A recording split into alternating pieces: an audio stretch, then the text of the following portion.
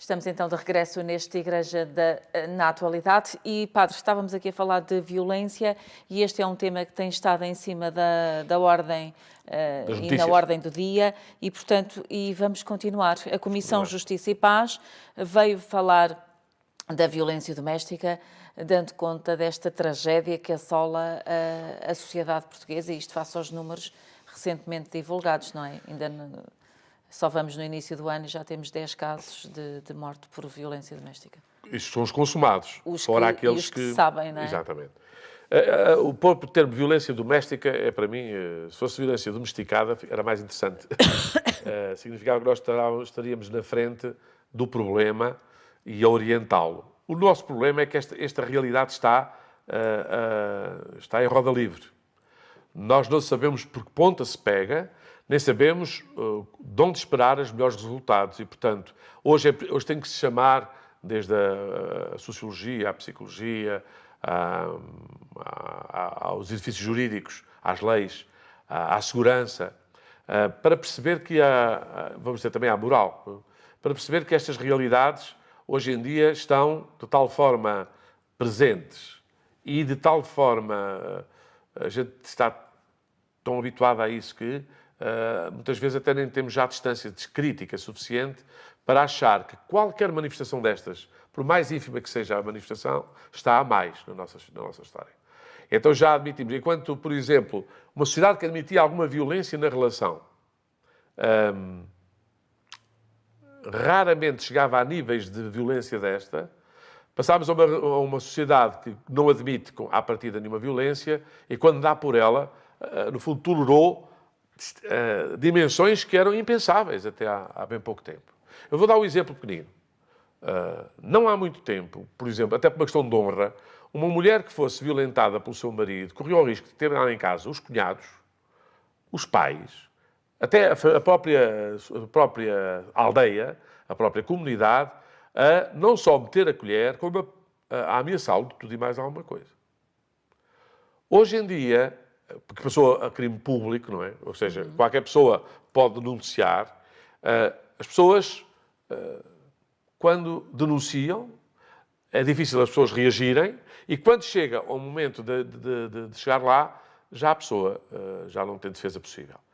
E é uma realidade que é dramática, é desafiante e a todos nós tem que motivar e convocar para algo que nós não gostamos, que é metermos no meio da violência.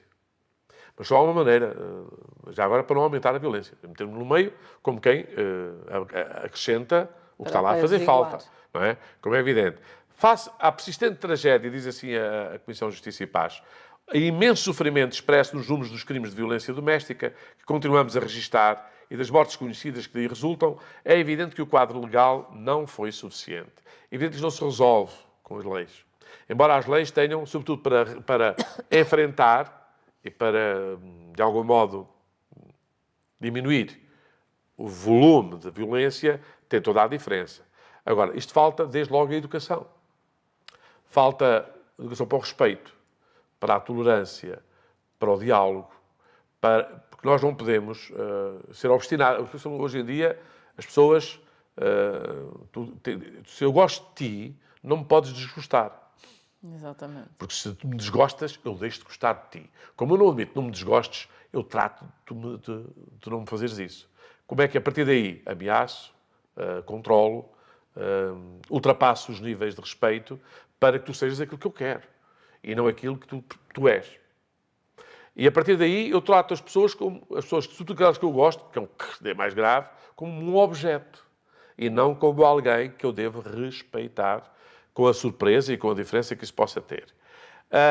Isto acontece já falei das crianças, com os parceiros de relação, acontece com os patrões e os seus empregados, acontece, vimos a semana passada, com as autoridades e os subalternos, com os bispos e as freiras e os padres e os paroquianos, e o inverso, também há padres que são maltratados. Exatamente. A história é que nós passamos a ter a ideia de que a vida ou é aquilo que eu quero e que eu gosto, ou então tem que saber comigo.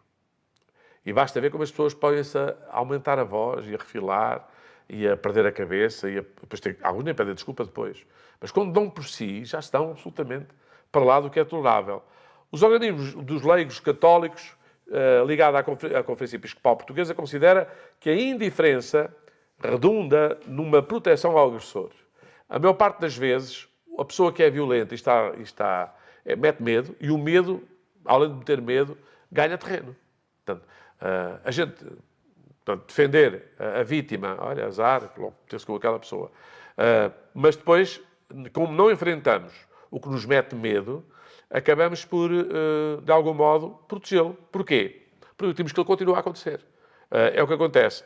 Não há quadros legais perfeitos e as leis carecem sempre de ser melhoradas, mas têm de ser cumpridas. Não há políticas públicas suficientemente abrangentes, mas as que estão definidas têm de ser executadas e consolidadas. Quer dizer, não adianta continuar a sair com legislação sobre estas coisas, quando depois a aplicação e a prática carece de meios para, por exemplo, desde logo o afastamento do agressor, a história às vezes ter instituições que acolham as vítimas, enfim, e às vezes ter condições da pessoa não ficar vítima da pessoa que foi e vítima da solução que se lhe dá, que não acontece às vezes que é duplamente vitimizada. A Igreja Católica é chamada a assumir um papel de destaque na prevenção da violência e na proteção das vítimas. Eu acho aqui, particularmente, por colocar diante das pessoas, e eu costumo dizer, enquanto o polícia não somos nós próprios, precisamos de um polícia em cada esquina para a gente se portar bem. Quando o polícia sou eu próprio, não é preciso polícia nenhum, que eu próprio tomo a consciência e a decisão de não ir para lá do que é limitado. Educar, formar, olhar e atender, prevenir e agir são verbos necessários, aliás, que o Papa tem tanto repetido, para explicar que não é só na Igreja que existem violências destas, também a sociedade tem, as casas têm, as comunidades têm, as empresas têm. Basta haver um exercício de poder que não é serviço para que isto possa acontecer com toda a facilidade. Portanto, vamos continuar a ter na ordem do dia estas questões para, particularmente, não sermos indiferentes a fenómenos que estão há muito tempo, diria, permitidos entre nós. Olhando ao dia de ontem, em que se celebrou o dia de São Valentim, os bispos portugueses também deixaram uma mensagem de alerta pela violência no namoro, que é um facto que tem vindo a crescer de forma considerável na nossa sociedade. Um dos estudos que eles apontavam, padre, dava conta de que dos inquiridos, mais de metade dizia que sim, já tinha sofrido qualquer tipo de violência física, psicológica. E depois, 67% desses inquiridos achavam que era normal, pronto, que era assim. Pois, a palavra natural e normal é uma palavra que eu já tenho encontrado muitas vezes confundida. Porque há pessoas que dizem o facto de um fenómeno ser comum, ou ser habitual, chamamos-lhe normal. Ora, uma coisa pode ser habitual e não ser normal. Não é normal a gente estar constipados, mas é habitual, nesta altura, haver gente constipada. Não? O normal é não estarmos constipados. Exatamente. Agora, que é habitual, nos tempos que estamos a ver no inverno, aparecer surtos é habitual que isso aconteça. Mas não é nem sadio, nem admissível, nem que a gente diga, nem normal. Agora, a violência entre os namoros. Primeiro, desde logo é uma violência chamar aquele namoro. Digo eu. A maior parte das relações, nem para amizades da mais elementar, prestam. E eu digo isto com toda a simplicidade, porque vejo gente logo chamar namorado. Um adolescente chegar ao pé já assistia a isto. Um adolescente, pai de 13, 14 anos, chega ao pé dos seus pais, traz uma miúda ainda mais nova, de 11 ou 12, e diz, esta é a minha namorada. E os pais ouvem aquilo, e então pronto, fica aqui, já passa férias juntas. Ora, andamos todos a brincar com fogo. Quer dizer, as relações, para terem uma formalidade destas, um nível destes, do tipo de se poder chamar namoro, supõe uma capacidade, isto é uma coisa de ser estagiário, supõe pelo menos que já está nos últimos anos de formação. Ninguém é estagiário no primeiro ano de formação. É simples. Ora, uma pessoa, entrei para o curso de medicina, venho aqui fazer estágio. O que é que tu aprendeste? Nada, mas vim para aqui para aprender. Bem, primeiro vais estudar. E depois no curso é que vais, conforme for dando as matérias, vais sendo capacitado. Ora, nas relações pessoais, passa-se exatamente o mesmo. As pessoas vão para uma relação que chamam de namoro, que está cheia de incapacidades e imaturidades. Isto vai resultar em que as pessoas vão aprender à custa de erros. É tentativa e erro. Então, desde o vigiar, toda a gente sabe que é, não é só no namoro, pois o problema os maridos, os esposos, quando começam a vigiar as mensagens, também costumam ter problemas com essas questões. Mas, quando se senta no direito de poder ter o código, por exemplo, hoje é fácil no namoro, dito namoro, eles zangarem-se, serem violentos, só porque um não dá o código de acesso, de abertura do telemóvel ao outro, não é? E basta isto. Porquê? Porque eu chamo de namoro à tua disponibilidade para seres aquilo que eu preciso ou que eu quero. E não aquilo que tu és. Portanto, quando eu ponho namoros de gente imatura a tentar fazer, é a mesma coisa, tentar escrever os Lusíadas, quando agora só juntei as letras, não é? E ainda tenho dificuldade em juntar. Escrever uma peça como os Lusíadas, de facto, não me parece nada interessante. Não é? Há dimensões. Uma relação de tipo namoro não é uma relação fácil de começar, pois agora faço esses concursos todos da televisão, basta a gente meter no carro uma pessoa que diz está disposta a conhecer-me, já sai dali de mão dada e a ser namorados, e eu falo, está tudo maluco, quer dizer, o pessoal está tudo a facilitar coisas que sabemos por natureza, pela psicologia, pela sociologia, que são difíceis de alcançar. E é bom que a gente chegue lá paulatinamente e demoradamente. E não há pressa, porque as pressas dão devagar. Quem tem pressa come cru, não é? Até para cozinhar é assim, a gente tem que ter os tempos de cozedura. Não é? Agora, uma pessoa no liceu chama uma amiga, por ser amiga, uma amiga muito especial, diferente das outras. Logo, namorada, o melhor é ser amiga. Amigas temos muitas. Namoradas já começa a ter exclusivo. Se tiver a segunda namorada, a primeira já pensa, sei lá, ou namorado.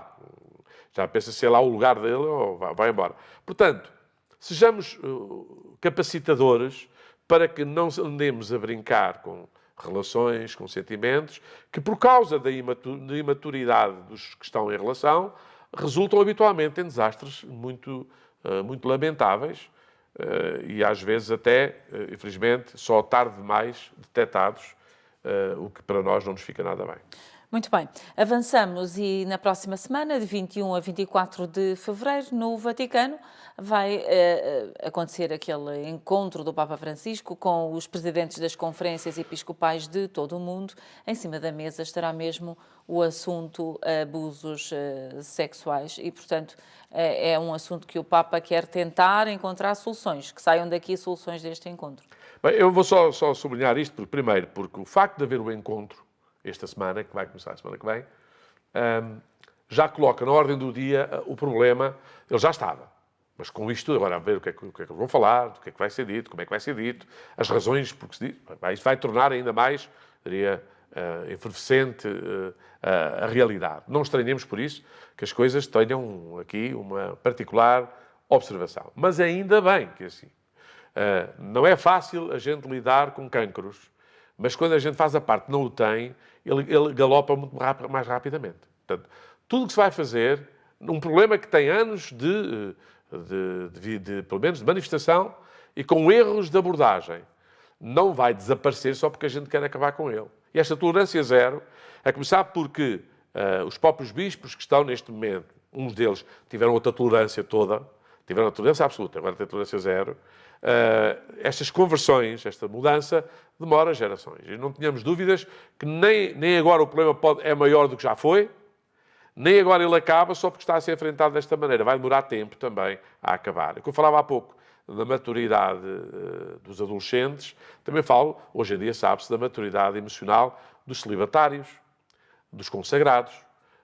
E isto, como podes imaginar, vai dar muito trabalho, vai desde as orientações que estão a sair também para a formação nos seminários, vai desde a relação dentro dos institutos religiosos, desde a forma como os bispos exercem o seu ministério.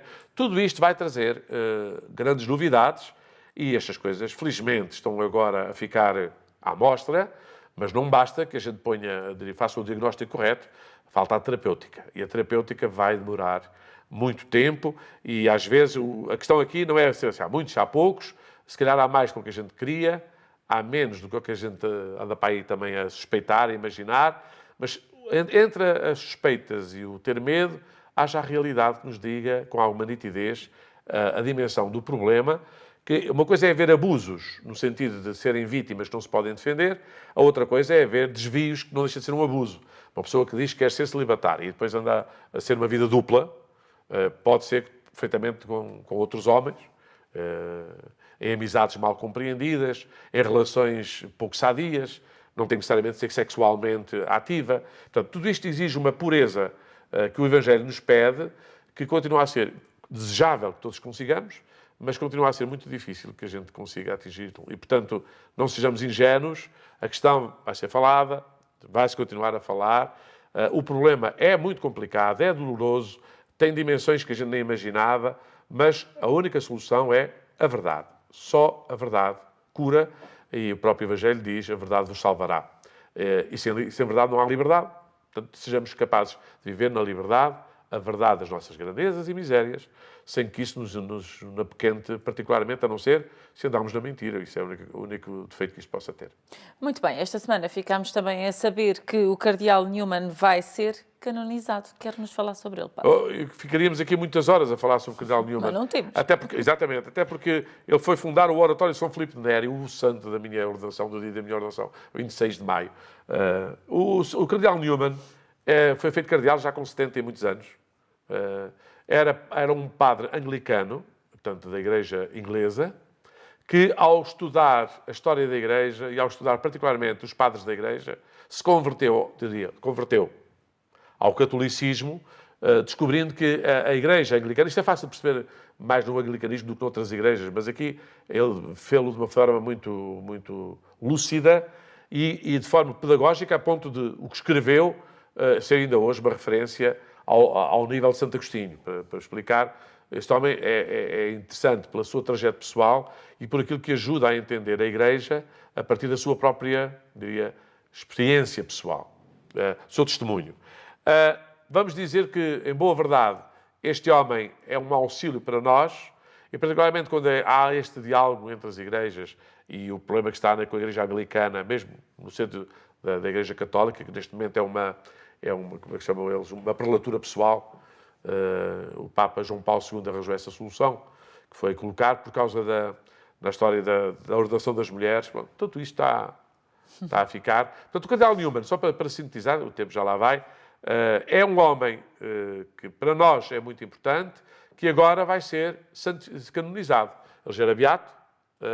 Eu gosto muito, porque é um homem para este tempo atual. Há que descobri-lo, lê-lo, faz-nos bem, e eu espero que agora com a sua canonização, podendo ser celebrado em toda a Igreja, seja também assumido e uma ajuda para os tempos que a gente está a viver. E já não é tanto qual é a Igreja, mas que Igreja serve o anúncio e a missão que temos que desempenhar. Muito bem, ainda temos algum tempinho. Ainda temos! Temos mais ou menos 2 minutos. Dom Nuno Brás toma posse no próximo domingo na Diocese do Funchal.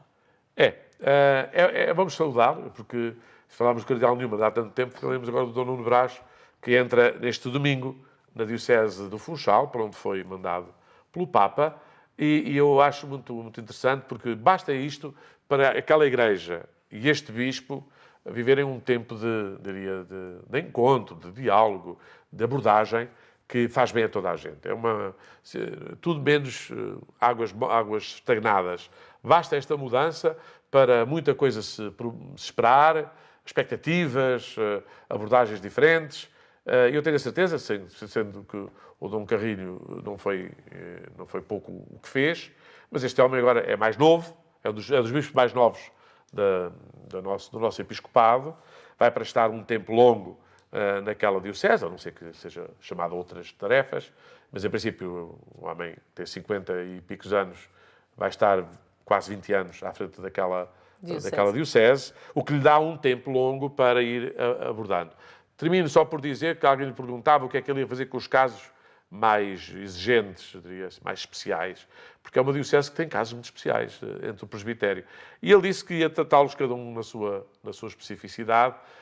Basta isto para acreditar que é um tempo de graça, com os defeitos que ele tem, com os defeitos que a diocese também tem, mas, repito, basta um tempo de namoro para que a gente até faça, até do que estava já arrumado, um lugar para voltar a mexer, para voltar a abordar. E ele não vai resolver aquilo de uma penada, como é evidente, mas basta não estar já resolvido para colocar na sua frente e dialogar, ir conhecer e pelo menos escutar, porque isto é muito importante. Eu tenho certeza que ele vai com essa disposição, isto não leva agenda pré-definida, vai com uma grande vontade, e eu tenho a certeza que isto vão ser tempos bonitos para a Diocese do Funchal, que eu auguro também que seja algo interessante, feliz. Muito bem. Vamos mesmo terminar. Só lhe dou um minutinho para um dos temas. Qual é que quer abordar? É só este. Terminamos com o Papa e com a oração que ele está a trabalhar, quase a acabar, nas suas catequeses do Pai Nosso. E basicamente o que ele nos diz é que é uma oração que tem lá uma ausência. E essa ausência é o eu.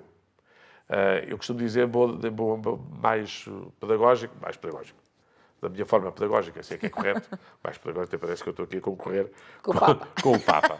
Que, enquanto não percebermos que na oração do Pai Nosso é o próprio Jesus, é Ele que reza em nós, e nós só nele, e nele estão os meus irmãos todos. Por isso é que dizemos Pai Nosso. Não, o meu Pai. Tem piedade de mim.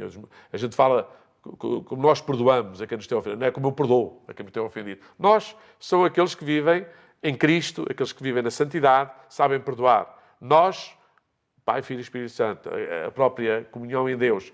Portanto, é uma oração muito facilitadora. Basta lembrar que metade do catecismo da Igreja Católica, metade dele, é só na abordagem da oração do Pai Nosso. Tal é a importância que a gente às vezes diz só da boca para fora e ensina as crianças para elas repetirem como papagaios. E não tem mal, como papagaios aqui não é no sentido negativo, dizem só de ouvir e coisa, não passa nem pela inteligência nem pelo coração. Infelizmente há pessoas que ainda morrem nesse estado. Quando nós calamos as palavras e deixamos que elas nos iluminem a inteligência e o coração, sentimos-nos habitados exatamente pelo ressuscitado, e esta coisa de dizermos que somos filhos de Deus faz-nos numa fraternidade. Somos todos. Somos os que rezam e os que não rezam. Não é? Porque aqui estamos todos em nome de Jesus Cristo. Depois que esta oração de discípulo e de proximidade com o Pai nos faça viver da felicidade de chamarmos a Deus por Pai, e por isso mesmo, quem diz que Deus é Pai e não diz que os outros são irmãos, faz aquela figura triste do irmão mais velho do filho pródigo. Esse teu filho, e diz ele, este teu irmão estava morto. É sempre a resposta do Pai. Portanto, que esta oração do Pai Nosso é já agora também um convite para que todos leiam ou estudem as catequeses de quarta-feira que o Papa tem feito, e particularmente esta do Pai Nosso, que ele está a fazer. E ficamos assim, ponto de encontro na próxima sexta-feira. Combinado. Combinado? Combinado. Pronto, muito bem. Para si também, continuação de uma ótima sexta-feira, bom fim de semana, até para a semana, fique bem. Estamos em sua casa, estamos no seu coração. Somos Ângelos TV, a televisão católica portuguesa.